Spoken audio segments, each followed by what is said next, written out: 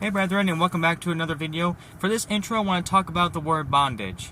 There's a lot of big debate about what the word bondage means. Like for example, I think it's 1 Corinthians 7:15, where it says, "If the unbelieving depart, let him depart. A brother or a sister is not under bondage in such cases." Some people believe that, well, you don't have to financially provide for her, but you're still bound to her in marriage. Then you're still in bondage to them. You can't put conditions on financially, but everything else you are. What, is there a percentage? Are you 10% in bondage, 20, 30, 40, 50, 60, 70, 80? I mean, what's the percentage? What determines the percentage of how much in bondage to them you are? Doesn't make any sense. And this is referring to, obviously, marriage, divorce, and remarriage. Brethren, don't listen to this. It's really flawed arguments, okay? 1 Corinthians 7:15 is very clear about desertion. It's not about her filing against you for fornication or something like that. If the unbelieving depart, let him depart. Who's an unbeliever?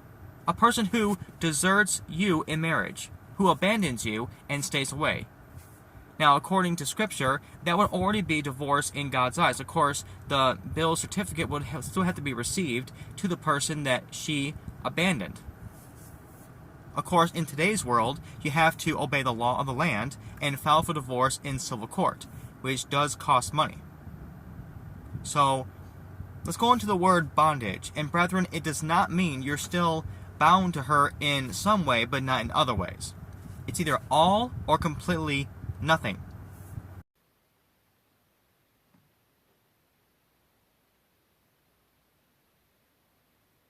Bondage, summary definition from Webster's 1828. Slavery or involuntary servitude. Also it means by obligation or tie of duty. Spiritual subjection to sin. The word is found 37 times in the Bible. Slavery or involuntary servitude. Exodus 1:14 And they made their lives bitter with hard bondage, in mortar, and in brick, and in all manner of service in the field. All their service, wherein they made them serve, was with rigour. Jesus simply explains the truth will free us from bondage because it is the opposite from truth, in regards to slavery or being bound to sin. John 8:31-33 Then said Jesus to those Jews which believed on him, If ye continue in my word, then are ye my disciples indeed. John and ye shall know the truth, and the truth shall make you free. They answered him, We be Abraham's seed, and were never in bondage to any man. How sayest thou, ye shall be made free? Now here's the fun one. This is regarding obligation or tie of duty. 1 Corinthians 7. 1 Corinthians 7:15 But if the unbelieving depart, let him depart. A brother or a sister is not under bondage in such cases, but God hath called us to peace. Paul is instructing the believing spouse to let the heathen go, if they choose to. Notice it is the unbelieving that departs. A true believer who claims to be a believer on Christ will remain and obey Scripture. Notice the sentence, a brother or a sister is not under bondage in such cases. What's the bondage? Go to Romans 7. Romans 7:2 For the woman which hath an husband is bound by the law to her husband so long as he liveth, but if the husband be dead, she is loosed from the law of her husband. Bound summary definition from Webster's 1828. Limited to a noun, person, place, or thing. Limited by restraint. Also means destined to a noun by obligation or destiny. She is bound by the law to her husband in limitation, restraint, and destined to him, as long as he's alive. So can someone be alive physically, but dead spiritually? Yes. The unbelieving spouse that left and refuses to return is dead to you. Now if remarriage is only permitted under physical death, then Paul is literally contradicting what he wrote in Romans 7. Read both verses together. Romans 7:2 For the woman which hath an husband is bound by the law to her husband so long as he liveth, but if the husband be dead, she is loosed from the law of her husband. 1 Corinthians 7:15 But if the unbelieving depart, let him depart. A brother or a sister is not under bondage in such cases, but God hath called us to peace. When you combine them, this is correctly what they are saying. A woman is bound to her husband if he's physically or spiritually alive. But if he is dead, physically or spiritually, she is loosed from that law of her husband. The same vice versa. If she departs from him, she's an unbeliever because a believer would stay. That means the husband is not under obligation or duty to the deserting wife, for God called us to peace. 1 Corinthians 7:16-17 For what knowest thou, O wife, whether thou shalt save thy husband?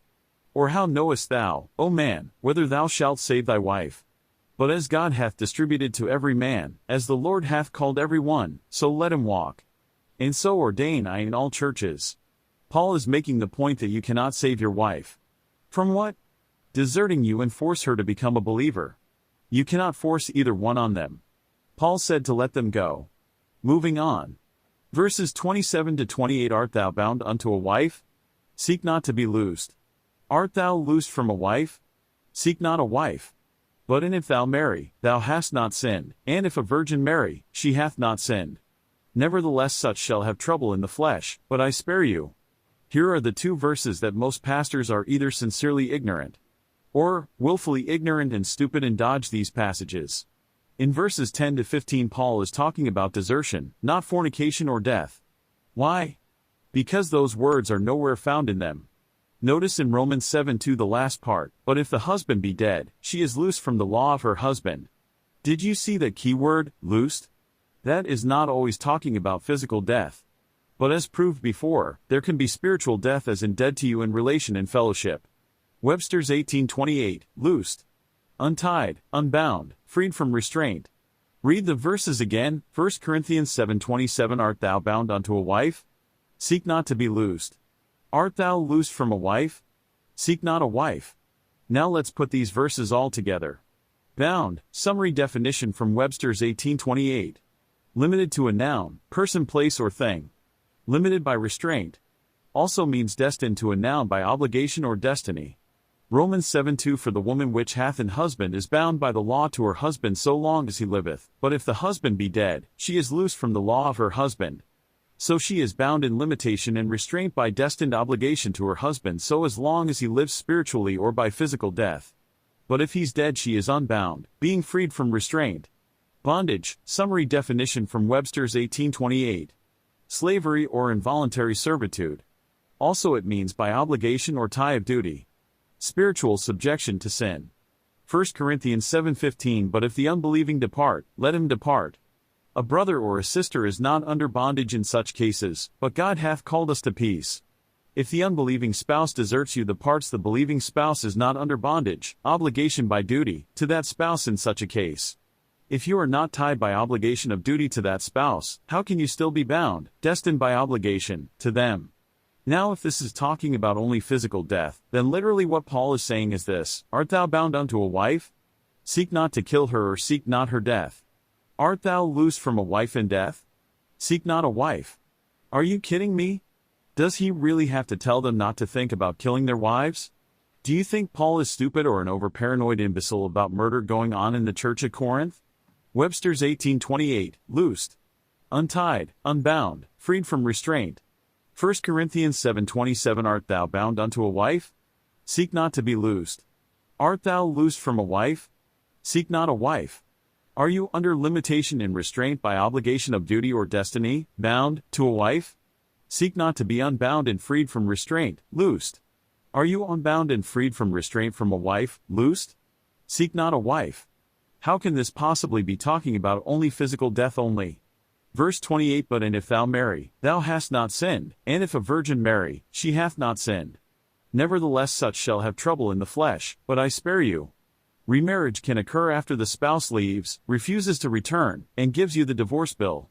It's very clear that if a man is loosed from a wife in desertion, he's allowed to remarry.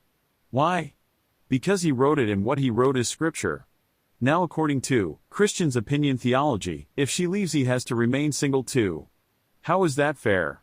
She was the heathen, she took off, and he could not stop her or control that. So according to modern Christian theology, he's screwed and has to remain single, unhappy, and devastated the rest of his life until she dies. Read verse 15 again, But if the unbelieving depart, let him depart. A brother or a sister is not under bondage in such cases, but God hath called us to peace. How can I be called to peace if I'm stuck and can't move on? Paul wrote, Nevertheless such shall have trouble in the flesh. Question, how can you have trouble in the flesh if you remarry after your spouse physically dies? That doesn't make sense. Do you know that the flesh is your sinful nature? So it shows fruit of the flesh, which is sin. See Galatians 5:19-21. Verses 39-40 The wife is bound by the law as long as her husband liveth, but if her husband be dead, she is at liberty to be married to whom she will, only in the Lord. But she is happier if she so abide, after my judgment, and I think also that I have the Spirit of God. Once again, here he is talking about both spiritual and physical death.